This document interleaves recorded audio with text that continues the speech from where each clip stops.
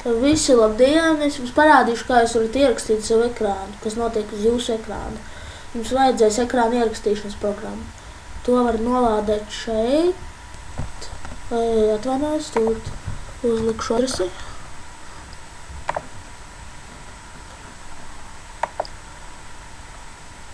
To var nolādēt šeit, to ražo BSRsoft, mums nosaukums ir BSR Screen Recorder. Man ir jaunākā versija 4.4. Es iesaku, tā ir arī labākā versija. Un viņu nolādēt priekš šādiem Windows operēšanas sistēmām. Windows XP, ME, NT, 2000, 2003.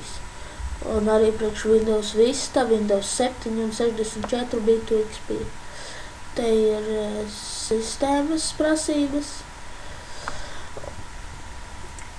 Un tas ir viss par šo programmu. Bet es vēl parādīšu, kā ar viņu ierakstīt. Tā, atveriet viņu, un tad jums vajadzēs uzspiest uz šī te. Es nevaru uzspiest, jo man ierakstās tagad šis te video, un tagad bet es pateikšu, kas tur uzrādās. Tad uzrādās tur, vai jūs gribat full screen, window, logu tikai, un tā tālāk. Visādi veidi, kā ierakstīt un ko ekrāna ierakstīt. Un lai ierakstītu, jūs jāuzspiež šī te poga, un lai apstādinātu šī te. Un tas arī viss. Vēl skaties mans video vēl un uz redzēšanos.